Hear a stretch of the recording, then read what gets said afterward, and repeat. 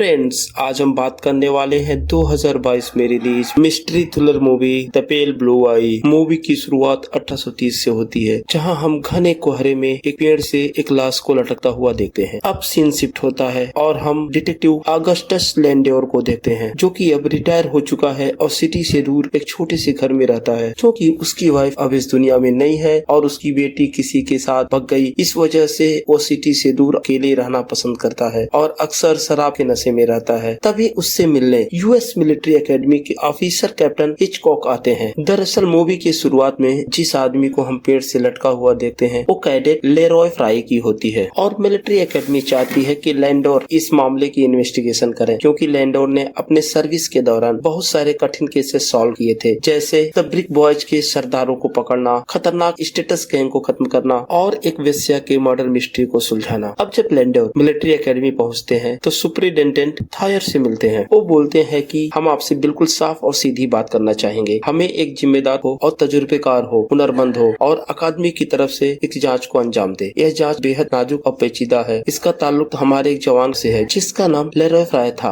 और उसने खुद को फांसी लगाकर सुसाइड कर ली। आपको हमारी कंडीशन समझनी होगी। हमें इन जवान लड़कों की ट्रेनिंग का रिस्पॉन्सिबिलिटी दिया जाता है ताकि वो ईमानदार और ताकतवर सैनिक बन सके। इसके लिए हमें कुछ सख्ती भी करनी पड़ती है। लेकिन एक मामला और पेचीदा हो गया। कल अस्पताल में उस जवान के डेड बॉडी के साथ छेड़छाड़ की गई और उसके सीने से किसी ने दिल निकाल लिया। इसके बाद लैंडोर सुपरिटेंडेंट के साथ में हॉस्पिटल जाता है और उस डेड बॉडी की तफ्तीश करता है। तो डॉक्टर लैंडोर को बताता है कि बहुत ही सफाई से उसके सीने से दिल को काट कर निकाल लिया गया। चाकू को टेढ़ा करके काटा गया है ताकि दिल सुरक्षित रहे। तो लैंडोर पूछता है कि आखिर दिल को संभाल के रखने का क्या तरीका है। तो डॉक्टर बताता है या तो मखमल के कपड़े में या तो फिर किसी पुराने कागज में रखकर चारों तरफ से बर्फ रखी जाती है। तो लैंडोर पूछता है कि ये किसका काम हो सकता है। तो डॉक्टर बोलता है कि ये किसी आदमी का काम है, ये किसी औरत के बस का नहीं है। और दूसरी बात, उसे इतनी जानकारी होनी चाहिए कि इंसान के शरीर में दिल कहाँ होता है। इसके लिए किसी बड़े एक्सपर्टीज की जरूरत नहीं है, एक आम आदमी भी इसे कर सकता है। अब लैंडोर क्राइम सीन पर जाता है और उस सिपाही से मिलता है जिसने सबसे पहले उस डेड बॉडी को देखा था। अब लैंडोर उस सिपाही से पूछताछ करता है। तो सिपाही बताता है कि कल रात मैं इधर से गुजर रहा था तो मुझे एक आवाज आई। मुझे लगा कोई जंगली जानवर किसी जाल में फंस गया है। मैं उसकी मदद करने के लिए इधर आया तो मुझे किसी के चिल्लाने की आवाज आई। जब मैं भागकर पेड़ की तरफ आया तो मैं देखा लेरॉय फ्राई की डेड बॉडी पेड़ से लटकी हुई थी, लेकिन वो पूरी तरह नहीं लटक रही थी। उसके पैर जमीन को छू रहे थे। इसके बाद लैंडोर पूछता है कि क्या तुमने आसपास किसी को देखा। वो सिपाही बोलता है नहीं। फ्रेंड्स, अगर आपको ये वीडियो अच्छा लगे तो प्लीज इसको लाइक करें, शेयर करें और इस चैनल को सब्सक्राइब करें। अब सीन शिफ्ट होता है। लैंडोर कैप्टन के साथ वापस हॉस्पिटल आ जाता है और फ्राई के डेड बॉडी की जांच करता है और बताता है कि उसके हाथों में छाले पड़े हुए हैं। शायद वो अपने आप को फांसी से छुड़ाने की कोशिश कर रहा होगा जब उसके हाथों में छाले पड़े। और वो साथ ये भी देखता है कि फ्राई के सर के नीचे 3 इंच गहरा घाव होता है। शायद किलर ने फांसी देने से पहले मारा होगा। और वही लैंडोर जब उसकी बंद मुट्ठी खोलता है तो उसमें उसे कागज का टुकड़ा मिलता है। तो लैंडोर बोलता है ये तो कंफर्म है, यह एक मर्डर केस है जिसे सुसाइड दिखाने की कोशिश की गई। अब कैप्टन लैंडोर से बोलता है कि आप मुझे रोज इस इन्वेस्टिगेशन का अपडेट देंगे और इस इन्वेस्टिगेशन के बारे में एकेडमी में किसी से बात नहीं करेंगे। और सबसे जरूरी बात, जब तक इन्वेस्टिगेशन चलेगा तब तक आप शराब को हाथ भी नहीं लगाएंगे। लैंडोर हर बातों में सहमति जताता है और कहता है हाँ ठीक है। अब लैंडोर वापस क्राइम सीन पर जाता है, लेकिन तभी वहाँ उसे एक सैनिक मिलता है जो अपना नाम एडगर बताता है और वो बोलता है कि संस्थान के सम्मान की खातिर वो भी अपनी तरफ से फ्राई की मौत की छानबीन कर रहा है और वो इस नतीजे पर पहुंचा कि फ्राई का कातिल एक शायर है। इतना कहकर एडगर वहाँ से चला जाता है। अब सीन शिफ्ट होता है। लैंडोर एक सिपाही से पूछताछ कर रहा होता है। वो उससे पूछता है कि जब फ्राई की लाश लाई गई तो उस समय पहरेदारी पे तुम थे। वो बोलता है हाँ मैं ही था, लेकिन 2:30 तक मैं था, तब तक यहाँ कुछ भी नहीं हुआ था जब तक कि मुझे यहाँ से जाने के लिए नहीं कहा गया। लैंडोर पूछता है कि तुमको यहाँ से जाने के लिए किसने कहा। तो सिपाही बोलता है कि मैं नहीं जानता, मैं उनको नहीं पहचानता, लेकिन वो कोई बड़े ऑफिसर थे। लैंडोर उससे पूछता कि क्या तुम उसे पहचान सकते हो। सिपाही बोलता नहीं, उस टाइम अंधेरा बहुत था और लालटेन एक ही थी। और हाँ, लेकिन एक बात मैंने अजीब नोटिस की, उनकी कोट के बाएं कंधे की बार गायब थी। अब लैंडोर बार में ड्रिंक के लिए जाता है तो उसकी मुलाकात एडगर से होती है। तो लैंडोर पूछता है कि तुम्हें कैसे पता फ्राई के केस के बारे में। तो एडगर बोलता है कि मुझे तो हैंटून ने बताया था और वो इस खबर को पूरे शहर में फैला रहा है और हो ना हो बहुत जल्द उसको भी कोई लटका दे। तो लैंडोर पूछता है कि तुम्हें ऐसा क्यों लगता है कि उसका कातिल कोई शायर है। तो एडगर बोलता है कि एक आदमी का दिल निकालने जैसा गुनाह करना सिर्फ एक ही शख्स के दिमाग में आ सकता है जो शायर हो, क्योंकि वो खुद भी एक शायर है इसलिए वो जानता है। वहीं एडगर लैंडोर से बोलता है अच्छा रहेगा अगर आप एक जवान से बात करें जिसका नाम है लेवरो। वह पहले पहले फ्रायर के साथ एक ही कमरे में रहता था, फिर उनके बीच झगड़ा हो गया। अब झगड़ा क्यों हुआ इसके बारे में किसी को कुछ नहीं पता। अगले दिन लैंडोर और कैप्टन दो सिपाहियों को पूछताछ के लिए बुलाते हैं। उनमें से एक फ्राई का रूममेट था। लैंडोर फ्राई के रूममेट से उसके और फ्राई के बीच हुए झगड़े के बारे में पूछता है, तो उसका रूममेट कहता है कि उसके बीच कोई झगड़ा नहीं हुआ, बल्कि फ्राई तो गलत दोस्तों की संगत में पड़ गया था, लेकिन मुझे उनका नाम नहीं पता। सिपाही अपना बयान देकर वहाँ से चला जाता है। इसके बाद वे दूसरे सिपाही का बयान लेते हैं, जो फ्राई के मरने से पहले उससे मिलने वाला आखिरी इंसान था। लैंडोर जब उससे फ्राई के बारे में पूछता है तो बताता है कि जब मैं बैरक के रास्ते से गुजर रहा था तो मुझे मिला था, उससे मेरी बात भी हुई थी। उसने मुझे रोका और पूछा कि कोई अफसर मेरे बारे में पूछ रहा था क्या। तो लैंडोर पूछता है क्या उसके पास कोई रस्सी ऐसी चीज थी। तो सिपाही बोलता है कि नहीं, मैंने ऐसा कुछ नहीं देखा, लेकिन हाँ एक और बात, जब मैंने उससे पूछा कि तुम इतनी रात को कहाँ जा रहे, तो उसने मुझसे बोला कि एक जरूरी काम है। लेकिन लैंडोर एक बात ऑब्जर्व करता है कि जब वो सिपाही अपना बयान दे रहा था तो काफी डरा हुआ था। तभी एक सिपाही कैप्टन के लिए एक लेटर लेकर आता, जिसमें लिखा होता कि कल रात एक गाय और एक बकरी को मारकर उसका दिल निकाल लिया गया था। अब इस खबर को सुनने के बाद कैप्टन अपने अकादमी के नए नियमों की घोषणा करता है। वो बोलता है कि 6 बजे के बाद हमारे जवान ट्रेनिंग लेंगे, खाना खाएंगे और प्रार्थना में जाएंगे, इसके अलावा वो कहीं नहीं जाएंगे। अब सीन शिफ्ट होता है। लैंडोर एडगर से मिलता है तो उसको फ्राई के हाथ में मिली हुई चिट्ठी देता है और कहता है कि पता करो इनका क्या मतलब है। अब रात में एडगर लैंडोर के घर आता है और वो बोलता है कि उसने वो पहेली सॉल्व कर ली, और वो पूरे शब्द हैं डोंट बी लेट कम सून। तो लैंडोर और एडगर आपस में बात करते हैं कि आखिर इतनी रात को फ्राई किसके बुलाने पर वहाँ गया होगा, शायद कोई औरत हो सकती है। तो एडगर कहता है कि एक बार उसने एक लड़की को उधर साइड में देखा था, लेकिन वो उसे पहचानता नहीं। अब सीन शिफ्ट होता है और हम देखते हैं लैंडोर बैठा होता है और डॉक्टर की कही हुई बातों को सोचता है। सोच रहा होता है कि किसी इंसान का दिल निकालने के बाद उसे संभाल कर रखने के लिए क्या करना चाहिए। तो लैंडोर चिट्ठी लिखकर एडगर को पास ही में सुनसान पड़े आइस घर में बुलाता है। जब लैंडोर उस आइस घर में पहुंचता है तो उसे वहाँ पे एक दरवाजा मिलता है जो ताखाने में जाता है। जब वो ताखाने में जाता है उसे वहाँ पर जली हुई मोमबत्तियों के अवशेष और एक गोला बना हुआ मिलता है, और गोले के बीच में कुछ खून के निशान होते हैं। तो लैंडोर समझ जाता है कि यहाँ पर कुछ रिचुअल हुआ है, और इसका मतलब यह है कि कातिल जादू टोना करना जानता है, और जिसके लिए उसने पहले फ्राई और अब जानवरों का दिल निकाला। अब इस पहेली को अच्छे से समझने के लिए लैंडोर एडगर के साथ मिलकर अपने एक दोस्त के पास जाता है, जिसे ऐसे रिचुअल्स के बारे में काफी अच्छी जानकारी होती है। तो उसका दोस्त हेनरी क्लार्क नाम के एक मशहूर विच हंटर का जिक्र करता है। वो बताता है कि उसने अपनी लाइफ में 700 से ज्यादा भी चुड़ैलों को मारा होगा, और उसने एक किताब भी लिखी जिसमें लोगों के अमर होने के बारे में कुछ लिखा हुआ है, जिसमें रिचुअल करने वाले त्रिकोण के बीच में खड़े होते और उस रिचुअल में हेल्प करने वाले एक सर्कल के आसपास खड़े होते हैं। सब तरफ मोमबत्तियां जलाई जाती हैं ताकि सब तरफ रोशनी की जा सके, और इस रिचुअल में कुछ पवित्र जानवरों का भी इस्तेमाल किया जाता है जिसे क्रिश्चियन नहीं खाते, और फांसी पे लटके हुए इंसान के दिल का भी इस्तेमाल किया जाता है। अब लैंडोर को कंफर्म हो चुका होता है ये किसी जादू टोने का मामला है। तो एडगर को बोलता है कि तुम सिपाहियों में शामिल हो जाओ और पता करो कि किसी जादू टोना आता है। अब एडगर एकेडमी में पता लगाता है कि कौन है वो जो जादू टोने में विश्वास रखता है। तो उसके सामने डॉक्टर के बेटे का नाम आता है जिसका नाम आर्टमस है। फिर एडगर एडमस से दोस्ती करता है। एक रात जब एडगर एडमस के दोस्तों के साथ पार्टी कर रहा होता है तो बातों बातों में पता चलता है कि फ्राई एडमस की बहन से प्यार करता था, लेकिन बाद में आर्टमस की बहन ने उसे धोखा दिया, और उसे ये भी पता चलता है कि आर्टमस और बेलिंजर दोनों फ्राई के काफी करीबी दोस्त थे। अब सीन शिफ्ट होता है और हम देखते हैं एकेडमी के सारे लोग और लैंडोर फ्राई के फ्यूनरल में शामिल होते हैं। जब फ्यूनरल खत्म हो जाता है, लैंडोर जा रहा होता है तो फ्राई की माँ उसको एक डायरी देती है और बताती है कि मैं चाहती हूँ कि आप रख लो क्योंकि आप उसके केस की इन्वेस्टिगेशन कर रहे हो। तो लैंडोर बोलता है कि मुझे माफ कीजिएगा, फ्राई के निजी सामानों में मुझे याद नहीं है कि कोई डायरी भी मिली थी। तो वो बोलती है कि हाँ, ये डायरी मुझे बेलिंजर ने दिया। जब लैंडोर उस डायरी को खोलता है तो देखता है कि वो डायरी किसी दूसरी भाषा में लिखी होती है जिससे उसे कुछ समझ नहीं आता। और इधर एडगर आर्टमस के साथ में उसके घर आने जाने लगा था और प्लान के मुताबिक उसकी बहन लिया से दोस्ती कर लेता है और उसे घर से दूर मिलने के लिए बुलाता है। वो दोनों अभी बातें कर ही रहे होते हैं तभी लियो को दौरा पड़ जाता है। ये सब देखकर एडगर डर जाता है, लेकिन थोड़ी ही देर में लियो को होश आ जाता है। तो एडगर को एहसास होता है कि वो सचमुच लियो से प्यार करने लगा है। खैर अब वो होश में आ जाती है और वो दोनों वापस आ जाते हैं। वहीं दूसरी तरफ लैंडोर उस डायरी में लिखी हुई भाषा को समझने में सफल हो जाता है। एडगर रात में जब अकेले जा रहा होता है तो उसके ऊपर बेलिंजर हमला कर देता है और उसकी पिटाई करने लगता है, लेकिन तभी वहाँ लैंडोर आ जाता है और बेलिंजर को कानूनी धमकी देता है। तो बेलिंजर वहाँ से चला जाता है, लेकिन इस घटना से एडगर काफी गुस्से में होता है। वो लैंडोर से बोलता है कि अगर दोबारा मेरे साथ ऐसे पेश आया तो मैं उसे जान से मार दूंगा। अब सीन शिफ्ट होता है। अगली सुबह हम देखते हैं कैप्टन लैंडोर से मिलने उसके घर आता है और बोलता है कि बेलिंजर गायब हो गया है, कहीं मिल नहीं रहा है। सारे सिपाही मिलकर अब ढूंढते हैं। काफी ढूंढ टूटने के बाद बेलिंजर की डेड बॉडी एक पेड़ से लटकी हुई मिलती है और हम देखते हैं उसके सीने से भी दिल निकाल लिया गया था। लेकिन जब डॉक्टर बेलिंजर की डेड बॉडी की जांच करते हैं तो बताते हैं कि बेलिंजर और फ्राई की हत्या अलग अलग लोगों ने की है, क्योंकि बेलिंजर के सीने से जब दिल निकाला गया है तो उसका कट का मार्क अलग है। वहीं डॉक्टर एक और बात बताते हैं कि बेलिंजर को नपुंसक बना दिया गया था। तो कैप्टन एडगर पर शक जाहिर करता है। वो बोलता है कि एडगर कल रात में डिनर के समय सारे सिपाहियों के बीच में उसके और बेलिंजर के बीच में हुए झगड़े के बारे में सबको बताता है और ये भी कहता है कि अगर उसने दोबारा ऐसा किया तो उसको जान से मार देगा। तो लैंडोर बोलता है कि मुझे नहीं ऐसा लगता, क्योंकि बेलिंजर काफी ताकतवर था और एडगर उसे काबू में नहीं कर सकता था। और अगर आपकी बात मान भी ले तो एडगर से उसकी लड़ाई हुई थी, लेकिन फ्राई को तो वो जानता भी नहीं था, फिर उसको क्यों मारेगा। तो कैप्टन बोलता है कि एडगर और फ्राई एक दूसरे को जानते थे और उनके बीच में एक बार लड़ाई भी हुई थी, लेकिन मुझे लगता है कि एडगर ने आपको ये बात बताई नहीं। अब लैंडोर काफी गुस्से में होता है और वो अगले दिन एडगर से मिलता है और उससे पूछता है कि तुम फ्राई को पहले से जानते थे कि नहीं, और क्या फ्राई से तुम्हारा झगड़ा हुआ था, और क्या तुमने ही फ्राई को मारा था, क्योंकि तुमने दोनों को जान से मारने की धमकी दी थी, और क्या इत्तेफाक की बात है कि दोनों मारे गए, और जो भी तुमसे उलझता है वो अगले दिन पेड़ पे लटका हुआ पाया जाता है। इसका क्या मतलब मैं मालूम। तो एडगर बोलता है जहाँ तक बेलिंजर की बात है कि हाँ मैंने गुस्से में बोल दिया था, लेकिन फ्राई के लिए मैंने ऐसा कुछ नहीं बोला था, और अगर इतनी छोटी बात के लिए मुझे मारना होता तो मेरा यकीन मानिए अब तक इस एकेडमी से दर्जनों लोग मारे जा चुके होते, क्योंकि शायद आपको नहीं पता यहाँ पहले दिन से ही मेरा मजाक उड़ाया जाता है, मेरी आदतों के लिए, मेरी उम्र के लिए, मेरे व्यक्तित्व के लिए, यहाँ तक कि मेरे चेहरे के लिए भी। तो एडगर की बात सुनकर लैंडोर को लगता है कि ये निर्दोष है। अब सीन शिफ्ट होता है और हम एडगर और लैंडोर को देखते हैं जो कि डॉक्टर के घर डिनर पर होते हैं, क्योंकि डॉक्टर ने अपने घर पर बेलिंजर की मौत का शोक मनाने के लिए एक डिनर पार्टी रखी थी। और डिनर के दौरान डॉक्टर की फैमिली ही आपस में बहस करने लगती है। तो डॉक्टर की वाइफ जिसका नाम जूलिया है वो डिनर टेबल से उठकर चली जाती है। अब डॉक्टर लैंडोर के लिए ड्रिंक बनाता है और उससे उसके परिवार से के तरफ से हुई बातों के लिए माफी भी मांगता है। जब लैंडोर की नजर एक किताब पर जाती है जो शायद जादू टोने की किताब होती है, तो लैंडोर डॉक्टर से पूछता है कि क्या उसकी बेटी बीमार है। तो बोलता है हाँ, उसे खतरनाक बीमारी है, उसे बचपन से ही दौरे पड़ते हैं और उस समय उसका दिमाग बिल्कुल थम जाता है। वहीं दूसरी तरफ एडगर लिया से अपने प्यार का इजहार कर रहा होता है। तो लैंडोर बहाना करके डॉक्टर के पास से जाता है और उसके घर की तलाशी लेता है। तो उसको आर्टेमस के कमरे से एक मिलिट्री ऑफिसर का कोट मिलता है जिसके बाएं कंधे पे वो बॉर नहीं होती। तो उसे उस सैनिक की बात याद आती है कि जो उस रात में पहरा दे रहा था और उसे एक ऑफिसर ने जाने के लिए बोला था। लेकिन तभी वहाँ जूलिया आ जाती है, डॉक्टर की वाइफ। तो लैंडोर वो कोट को लेकर बाहर आता है और डॉक्टर से पूछता है। तो डॉक्टर कहता है ये कोट तो मेरे भाई का है जो अब इस दुनिया में नहीं है, लेकिन ये कोट आपके पास कैसे आया। तो लैंडोर बोलता है इसका जवाब तो आर्टेमस ही दे सकता है। अभी वो आर्टेमस से कुछ पूछते हैं कि उससे पहले कैप्टन आ जाते हैं और बताते हैं कि एकेडमी से स्टॉप नाम का एक और सिपाही गायब है। तो लैंडोर इन्वेस्टिगेशन करता है और कैप्टन और सुपरिटेंडेंट से मिलता है। उनको बताता है कि मैंने स्टॉप के कमरे की तलाशी ली तो उसका ट्रंक बॉक्स बिल्कुल खाली था और उसका कोई भी सामान वहाँ नहीं था। ऐसा लगता है कि वो यहाँ से भाग गया, क्योंकि फ्राई की डायरी के हिसाब से बेलिंजर और स्टफ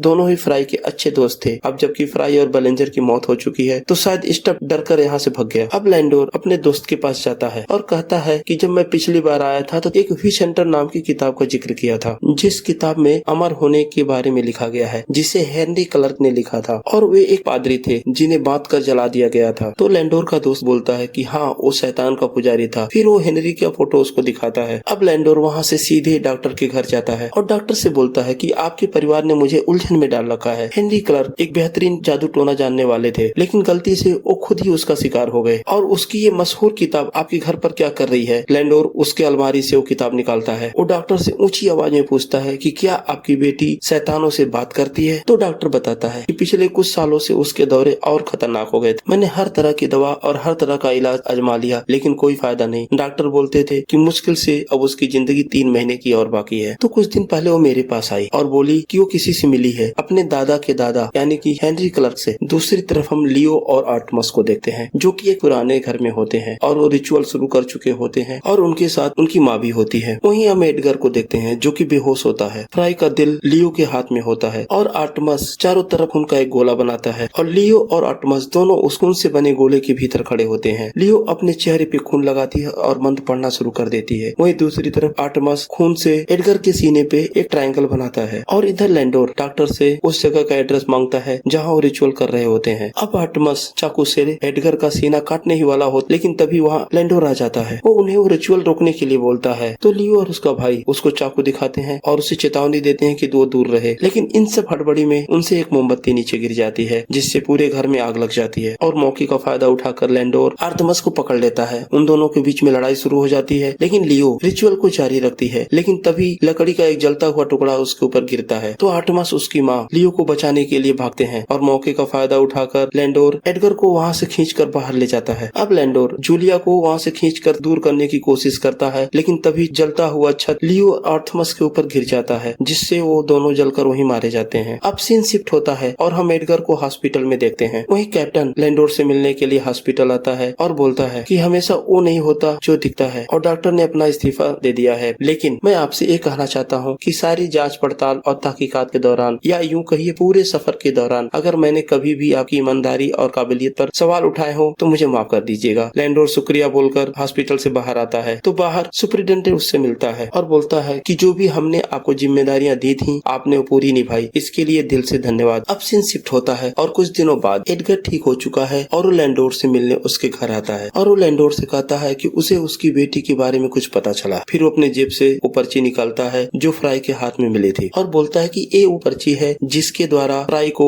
एकेडमी से बाहर बुलाया गया था और एक दूसरी पर्ची है जो तुमने लापरवाही से मेरे पास छोड़ दी। और जब मैंने नोटिस किया तो देखा कि दोनों पे लिखाई की हैंडराइटिंग एक ही है, वो है आपकी, सारे अक्षर मिलते हैं। वो बोलता है कि आप सोच भी नहीं सकते कि मैं कितना हैरान था। मैं सोच रहा था कि आपको फ्राई को पर्ची लिखने की क्या जरूरत पड़ गई, तो मैं पेस्टिस से मिला तो उन्होंने मुझे पूरी कहानी बताई। आपकी बेटी मेटी जब एकेडमी से वापस आ रही थी तब फ्राई और उसके दोनों दोस्त मिलकर मेटी का रेप किया, जिसकी वजह से उसने सुसाइड कर लिया। तो लैंडोर बोलता है हाँ, मेरी बेटी कहीं भागी नहीं, उसने सुसाइड किया था, लेकिन मरने से पहले फ्राई का एक लॉकेट मुझे दिया था, तो मैंने फ्राई को एक चिट्ठी लिखकर एकेडमी से बाहर बुलाया और फिर उसे मारकर उसको फांसी पे लटका दिया। लेकिन उसी समय वो सैनिक आ गया जिसकी वजह से मुझे वहाँ से भागना पड़ा और मेरा काम डॉक्टर ने और आसान कर दिया। उन्होंने उसके सीने से जो दिल निकाल लिया, जिससे ये केस जादू टोने में कन्वर्ट हो गया। और फिर मैंने फ्राई की लिखी हुई डायरी को सॉल्व किया तो मुझे पता चला कि उसका दूसरा साथी बेलिंगर है, तो मैंने बेलिंगर को मारा, उसको खूब पीटा तो उसने तीसरे साथी का नाम बताया और फिर मैंने बेलिंगर को मारकर उसके सीने से भी दिल निकाल लिया ताकि लोगों को सेम पैटर्न का केस लगे। लेकिन मैं अब उसके तीसरे गुनाहगार स्टब को नहीं मारूंगा, वो अपनी जिंदगी मौत के डर के साए में ही जिएगा। हालांकि एडगर को लियो की मौत का बहुत दुख होता है, लेकिन फिर भी उसे पता था कहीं न कहीं जो लोग मारे गए वो अपराधी थे, इसलिए वो उन पर्चियों को जला देता है क्योंकि वो जानता है लैंडर के लिए उसकी बेटी ही सब कुछ थी। लेकिन उन दरिंदों ने उससे उसकी बेटी छीन ली, जिसकी वजह से लैंडोर कातिल बन गया। अब लैंडोर भी उसी पहाड़ी के किनारे जाता है जहाँ से उसकी बेटी ने सुसाइड किया था और किनारे पे जाकर खड़ा हो जाता है। इसी के साथ ये मूवी समाप्त हो जाती है। तो फ्रेंड्स, कमेंट सेक्शन में हमें जरूर बताएं आपको ये मूवी कैसी लगी और अगर अभी तक आपने मेरे चैनल को सब्सक्राइब नहीं किया तो प्लीज सब्सक्राइब करें। धन्यवाद।